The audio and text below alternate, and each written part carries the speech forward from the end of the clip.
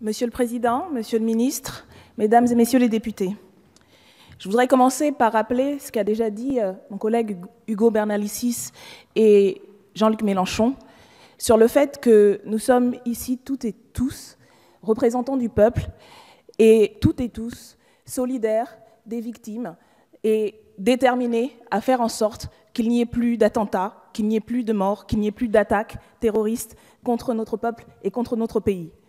J'espère que dans la suite des discussions, il ne sera donc pas fait de procès d'intention en instrumentalisation, parce que nous avons justement le sens des responsabilités. Et c'est pour ça que nous avons présenté une motion de rejet, parce que nous pensons que ce sujet est suffisamment important pour en débattre et expliquer nos arguments. Oui, nous avons des arguments contre la prorogation de l'état d'urgence. Je vais en citer de 3 sortes. Et je vais les citer pas simplement parce que nous les défendons, mais parce qu'ils sont appuyés par des travaux, par le travail de militants associatifs, par le travail de chercheurs, par le travail de militants de terrain, y compris dans le domaine de la sécurité et du renseignement. Il ne s'agit pas ici, là non plus, de personnes qui seraient irresponsables, de personnes qui n'auraient pas conscience du danger qui existe en France, en Europe et dans le reste du monde, où sévissent également les attentats terroristes, les actes de violence et les actes militaires contre les peuples.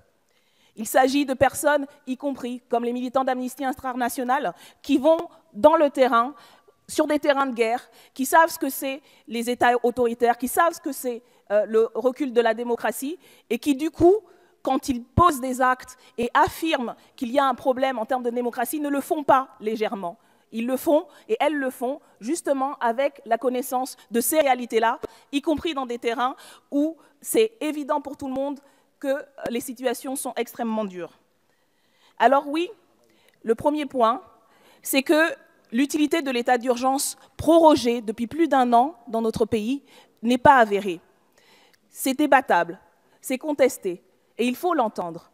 Cela a été d'ailleurs dit ici, à cette tribune, par mon confrère Lagarde, quand il expliquait, et comme d'autres l'ont fait, que le principe même de l'état d'urgence, c'est de s'appliquer pour une courte période, pour permettre de donner les moyens maximaux aux services de sécurité pour attaquer directement les personnes coupables de ces actes et pouvoir, dans les quelques jours et les quelques semaines qui suivent des attaques terroristes, intervenir, neutraliser et permettre de punir les personnes qui ont commis ces actes.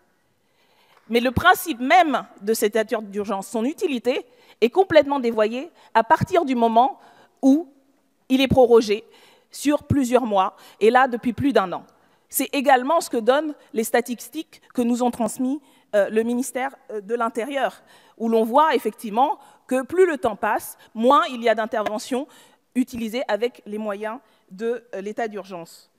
C'est ainsi que dans sa missive au président Macron, le collectif de 11 organisations non gouvernementales, dont Amnesty International et le syndicat de la magistrature, ont indiqué que l'état d'urgence ne favorise en rien la protection de nos concitoyens et de nos concitoyennes et empêche, au contraire, de concevoir une réponse de long terme à la menace du terrorisme international. Il ne s'agit pas ici de gauchistes, il ne s'agit pas ici d'irresponsables, mais de personnes qui ont justement en tête les dangers et les responsabilités.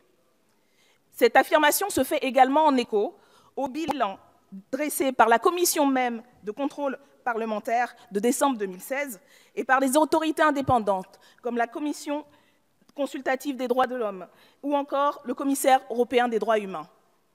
En contournant la justice antiterroriste, en épuisant les forces de sécurité, l'état d'urgence perpétué sur plusieurs mois s'avère même non seulement inefficace, mais contre-productif. Je ne reviendrai pas sur les chiffres qui ont été donnés, sur les plus de 4500 perquisitions administratives menées et qui ne débouchent que sur à peine une vingtaine d'enquêtes ouvertes pour des associations de malfaiteurs en matière de terrorisme. Les conclusions du rapport parlementaire dont j'ai fait écho montrent aussi la faible proportion des perquisitions menées et qui ont donné lieu à des suites. Rappelons aussi qu'il y a eu non seulement au cours des 3 dernières années, 8 lois antiterroristes, mais ça s'inscrit déjà dans un corpus de plus de 30 lois, depuis la première loi de septembre 86, qui a mis en place ces procédures particulières pour lutter contre le terrorisme. Nous ne vivons donc pas dans un vide juridique ni sécuritaire, au contraire. Et la fin de l'état d'urgence ne signifie pas que nos services de sécurité n'auront pas les moyens de mener à bien leur mission. Ces lois nécessiteraient d'ailleurs, avec le rythme avec lequel elles sont adoptées, qu'elles soient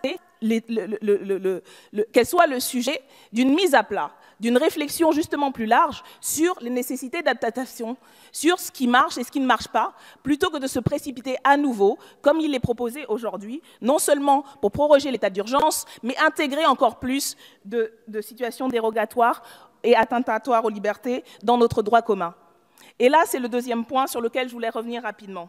On ne peut pas dire que l'état d'urgence ne remet pas en cause les libertés publiques et démocratiques dans notre pays. On ne peut pas le dire, y compris parce que la France le reconnaît elle-même quand elle réactive l'article 15 de la Convention du Conseil européen sur les droits humains, qui lui permet justement de déroger aux droits fondamentaux des droits humains. On ne peut pas donc dire que l'état d'urgence n'est pas une atteinte aux libertés publiques et démocratiques. Il n'y a aujourd'hui aucun bilan sur l'efficacité de l'état d'urgence, comme il a été dit, mais il y a aujourd'hui un bilan sur le fait que ça fait reculer les libertés. Cela a été dit, depuis 1 an et demi, les préfets ont recours au pouvoir d'état d'urgence pour signer 155 arrêtés interdisant des rassemblements. C'est 1 tous les 3 jours. Pour interdire les mesures de liberté pour 639 personnes, dont 574 dans le cadre du mouvement contre la loi travail.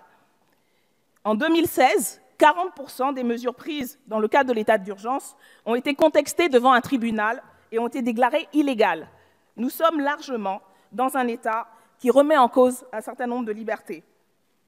Enfin, la dimension, y compris peut-être la plus importante, si on a à cœur, justement, de construire une unité de l'ensemble de la société contre les divisions, contre la violence, c'est les mesures de stigmatisation et l'atmosphère de suspicion généralisée qui vont être ciblées sur, justement, ces militants qui sont mis en cause, qui sont assignés à résidence, sur des militants associatifs, des écologistes, et également sur une partie de notre population, de nos concitoyens, de confession musulmane, avec l'instrumentalisation justement de ces événements tragiques, la stigmatisation qui est faite systématiquement entre une religion et entre des actes violents, et qui fait qu'aujourd'hui, pour un grand nombre de personnes, ce climat est délétère pour l'ensemble de la société.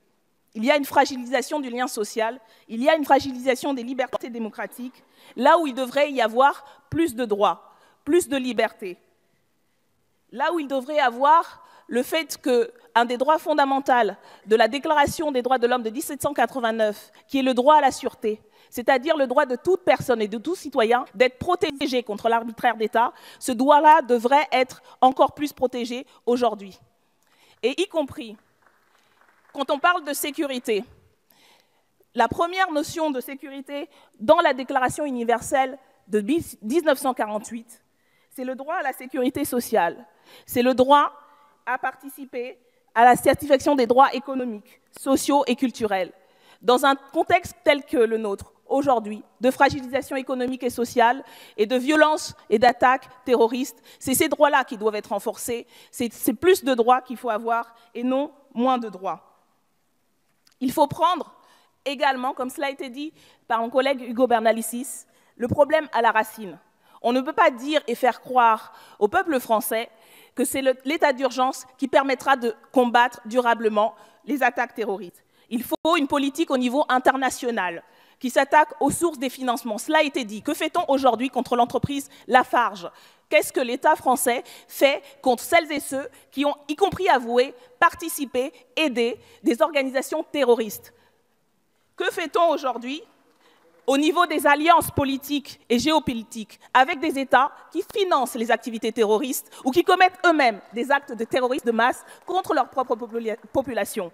Si l'on ne pose pas ce débat-là, y compris au sein de cette Assemblée, et effectivement, on aura encore et encore recours à des états d'urgence, à un recul des libertés, parce qu'on n'arrivera pas à combattre de manière déterminée et de manière permanente cette situation.